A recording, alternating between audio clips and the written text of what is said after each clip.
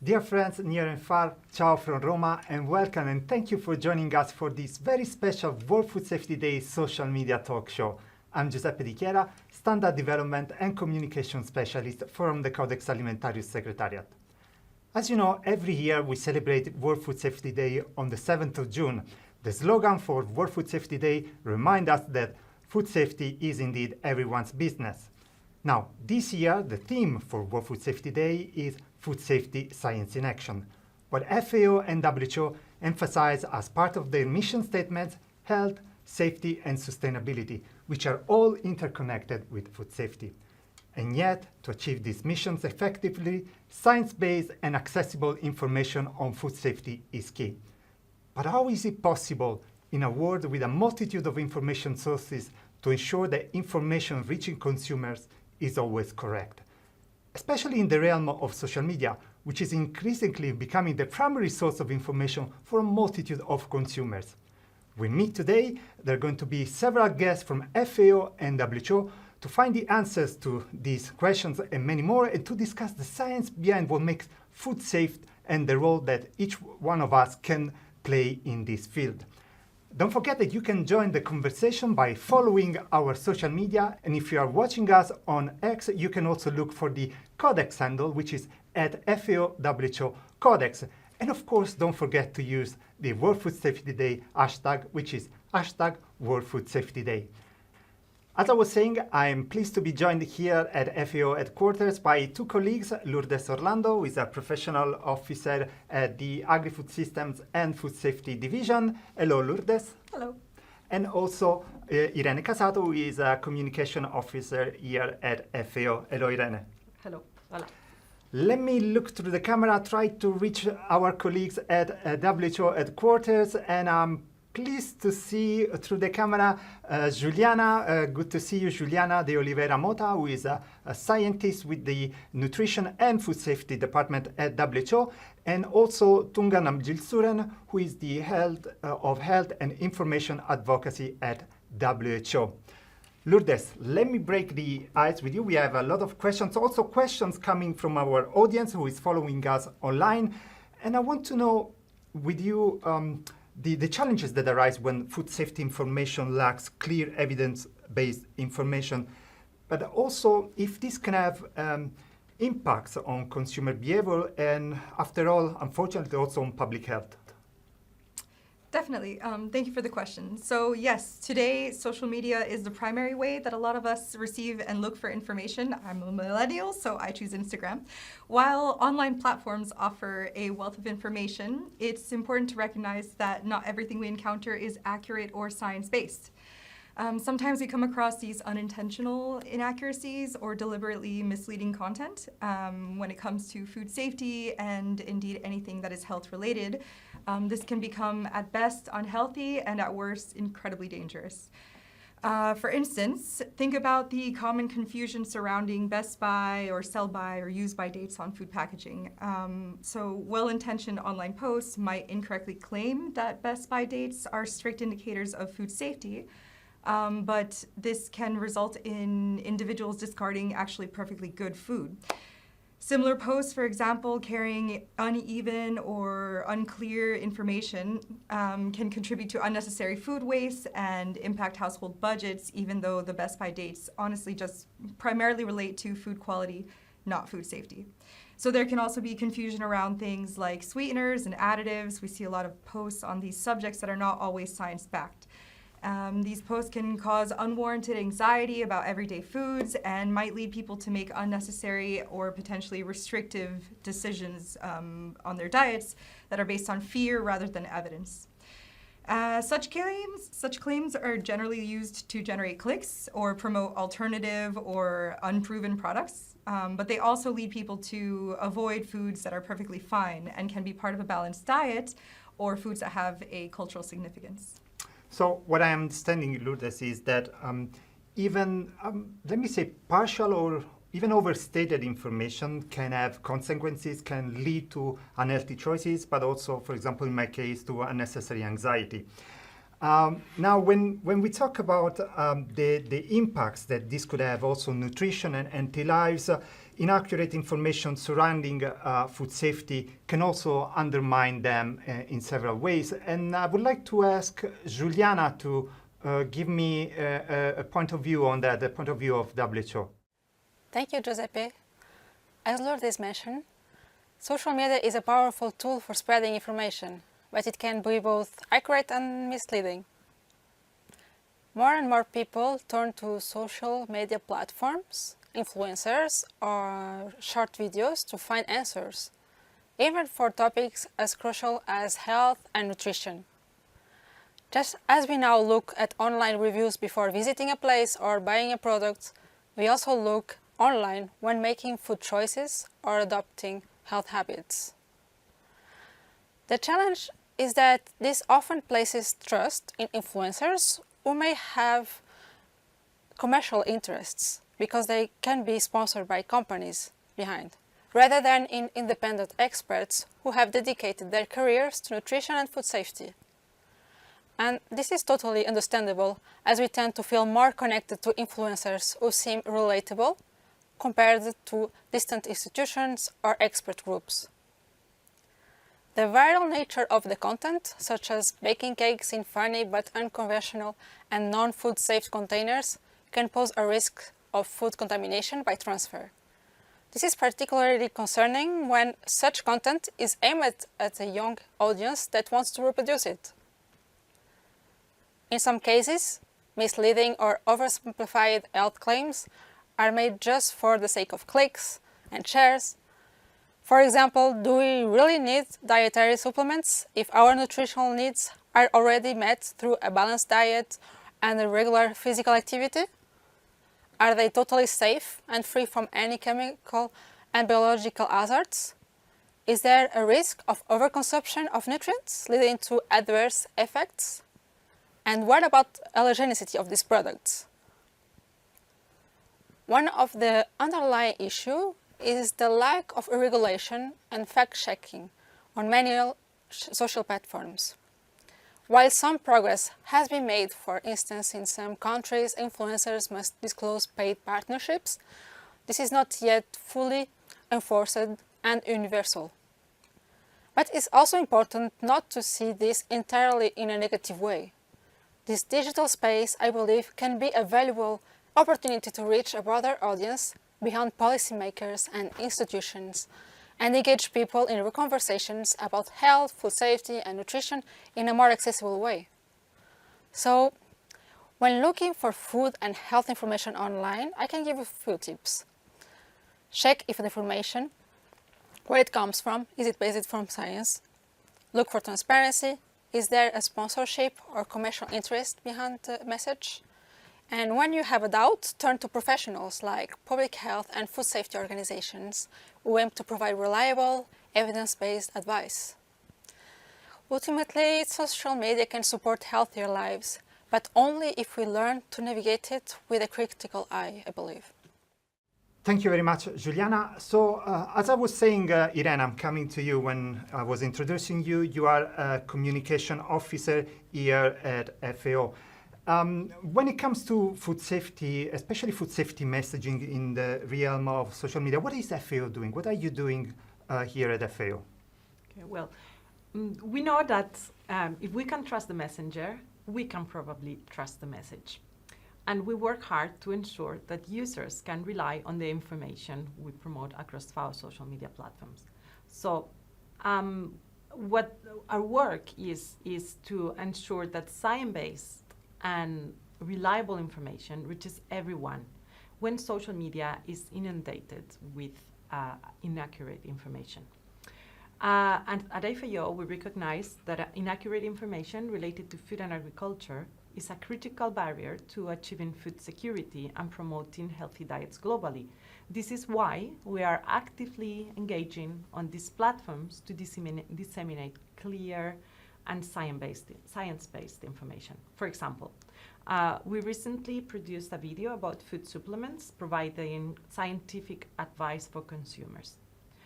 Because today the consumption of food supplements is increasing and anyone can buy them online without any prescription And not everyone is aware that if not taken wisely as part of a healthy diet, they can pose food safety risks. Another example is our World Food Safety Day campaign with WHO, addressing common myths about food safety, like, for example, the 5 seconds rule, or judging whether food is safe to eat only by how it looks or smells. And as said, as our work is to take the scientific data and information and make it accessible to everyone.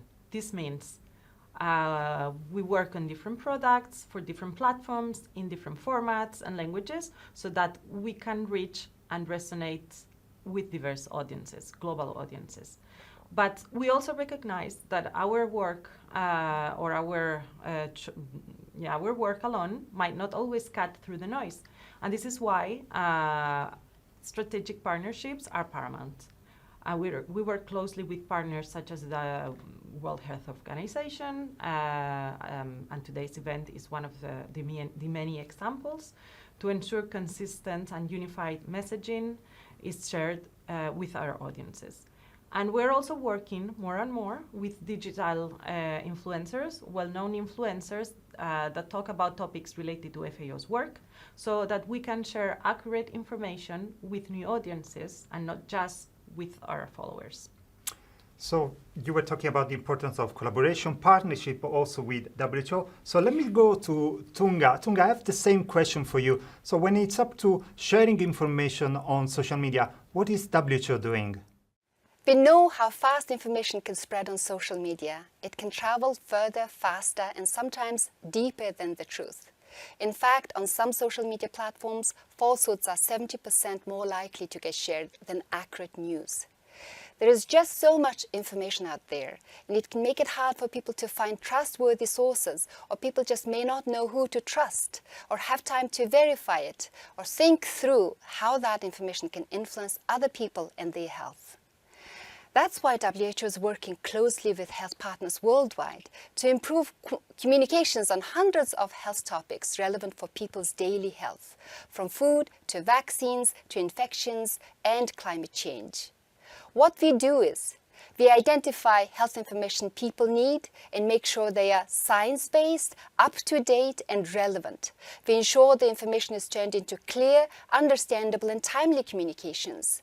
We partner with health partners to reach the people who need this information on social media, through fact-checking or on news platforms. Our work is 24/7 across time zones with policymakers so that people are protected with policies on science-based advice and standards. Food safety is an area where there are many misconceptions and practices that are not based on scientific advice. It can be due to cultural reasons or traditions, for example. That's why WHO created the 5 Keys to Safer Food Communications Toolkit for public users, with simple advice on safe food handling.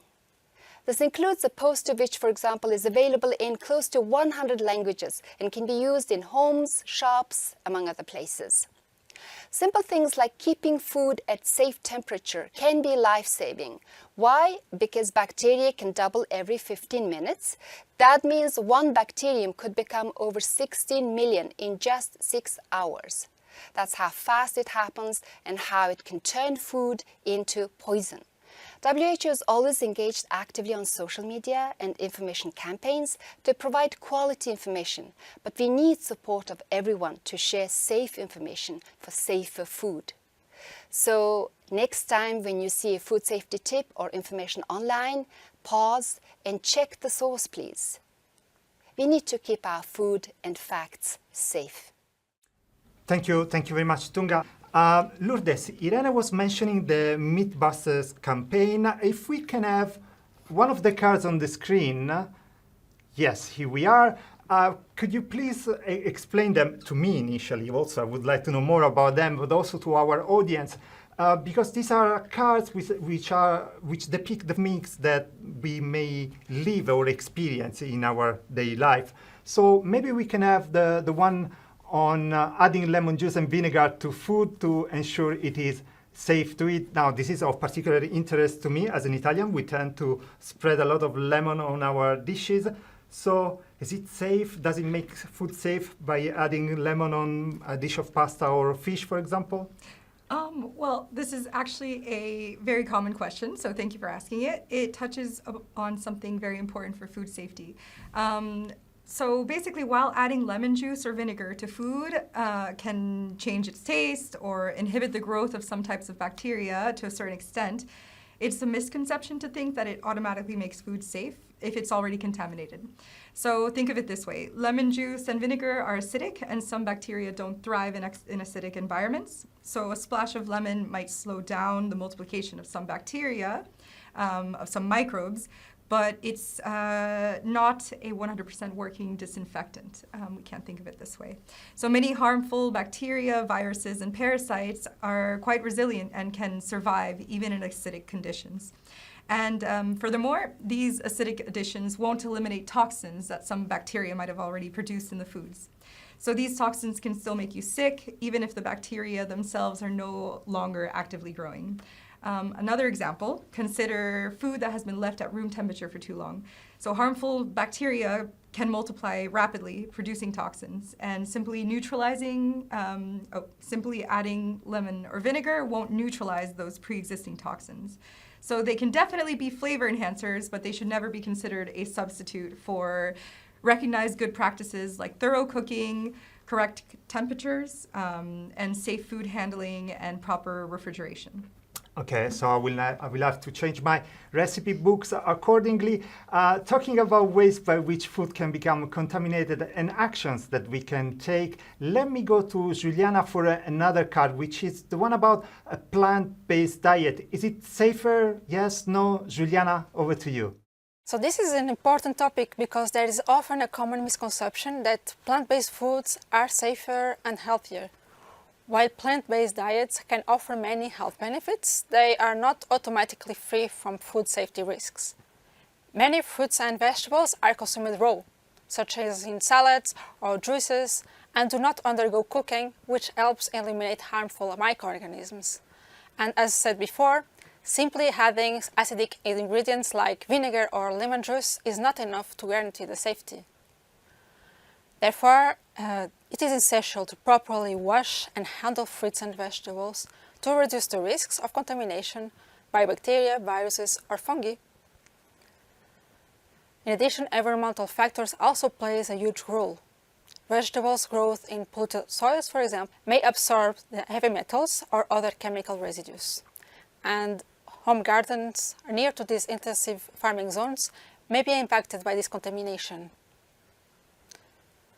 And additionally, naturally occurring toxins such as mycotoxins in crops like maize are a concern and can pose health risks if consumed in large amounts. Finally, climate change is further complicating food safety by affecting the prevalence of pests, molds, and other contaminants. So, what can I say? While plant-based diets can be healthy, it's important to handle and prepare this food safely. Washing produce well, checking where it comes from, and being aware of these risks helps to keep plant-based foods safe to eat. So the message is also being aware of these associated risks. Thank you, Juliana. Dear friends near and far, once again, thank you for joining us on social media. We are checking all your questions. And I see that we have received quite a few questions already. This one is, for example, from X, and they're asking something about the safety of food additives, which has gained quite a lot of traction on social media. And basically, they're asking a question about the artificial dyes in the food supply. How safe are they? I guess this one is for Juliana. So, Juliana, I'm giving the floor to you once again. Thank you for the question. Concerns about artificial dyes are indeed gaining attention, and it's important to rely on rigorous scientific assessment to address them. The FAO-WHO Joint Experts Committee on Food Additives, known as JECFA, is the international body responsible for evaluating the safety of food additives, including these artificial dyes. JECFA, which is, by the way, celebrating their 100th meeting this year, is made up of independent experts who review toxicological data and set acceptable daily intakes, ADIs, which indicates the amount of substance that can be consumed daily over lifetime without appreciable health risks. When the evidence shows a significant risk for health, this information is disclosed and communicated. And when new evidence is available, new assessment is done. So while JECFA assesses the inherent health risks of these additives, WHO also considers their broader impacts on public health. Indeed, artificial dyes are often found in ultra-processed foods, and there is a growing concern about this role in influencing eating behaviors, especially in children, which may contribute to overconsumption and diet-related non-communicable diseases. Thank you, Juliana. That's a very important explanation, not an easy one. Thank you very much. Lourdes, I see another one from you, for you actually, this one, if you want to take it, of course. This is about storing leftovers and how can we prevent foodborne illnesses associated to that. Yeah, so that's a big question, but when we think about leftover food and food safety, it's easy to focus on some obvious answers, things like if we don't refrigerate something quickly enough or reheating it improperly. Some quick tips would be don't wait too long to refrigerate, don't leave food out for more than 2 hours, but less if it's hot, so maybe 1 hour maximum if it's hot outside. Be cautious of storing it large portions in large containers because the center might stay warm and allow for the propagation of bacteria. Don't leave food uncovered in the fridge. Keep a marker near the fridge so that you can label your food because we can be forgetful and you want to know when you are putting something in the fridge. Making sure you reheat properly and only reheat the portion that you're going to be eating, ideally. These are all important, but they're just part of the visible system, and we are actually part of a much larger system. So if we take a more systemic approach to these types of questions, we have to understand that preventing foodborne illness isn't just about personal habits either. So it's also about the environments you're in, the structures, and the messages that shape your habits. For one, people don't trust or understand food safety guidance oftentimes. That's not entirely their fault. Our information is often misleading or confusing, overly technical, or disconnected from real-life situations, which can make it difficult to understand how to manage your food. If health institutions aren't communicating clearly and consistency, it's hard for people to feel confident in what they're doing. And secondly, of course, food safety doesn't begin in your kitchen. It's shaped by everything that happens before the food even reaches you. This can be production, processing, transport. All of this can provide points of contamination, and storing leftovers properly at home won't do anything to help there. Then you can think of access and agency. So not everyone has a working fridge that holds the right temperature or the luxury to reheat their food after a 12-hour shift, for example. Sometimes food is left out not due to neglect, but just because of real-life constraints. So a systems view reminds us not to blame individuals, but to look at the structural limitations. So definitely cool your food quickly, but also you can push for better public guidance that people can actually use. You can support policies and systems that ensure access to safe food and appliances, and build a culture of food safety that meets people where they are instead of expecting them to be perfect in the kitchen. So food safety isn't just about your fridge, but the systems around you that make the safe food choice easier, clearer, and more possible. Which basically remind us of the slogan of World Food Safety Day, which is food safety is everyone's business. Dear friends, near and far, thank you for all your questions. We are taking note of also all your messages and we'll try to reply to as many of you as possible also on social media.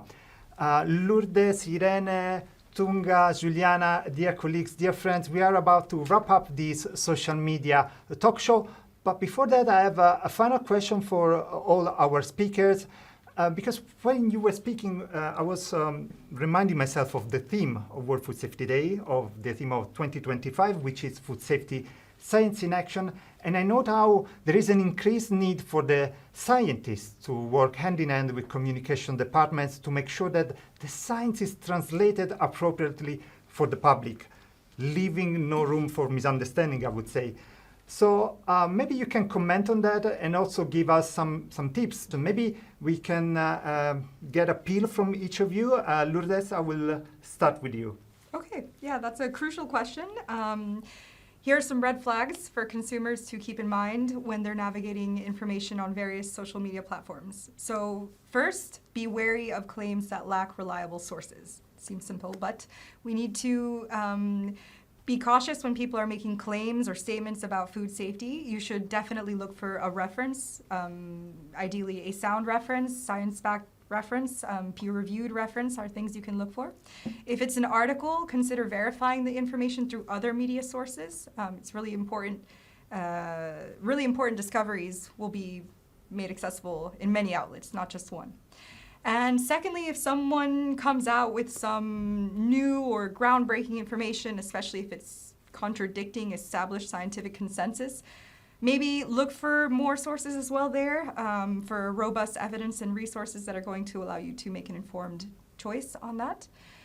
And then again, just demand evidence, evidence, evidence. Sound evidence is always backed by scientific research. Are they citing studies or just making bold claims? Are they doctors or just influencers? Be wary of anything that doesn't have a clear source.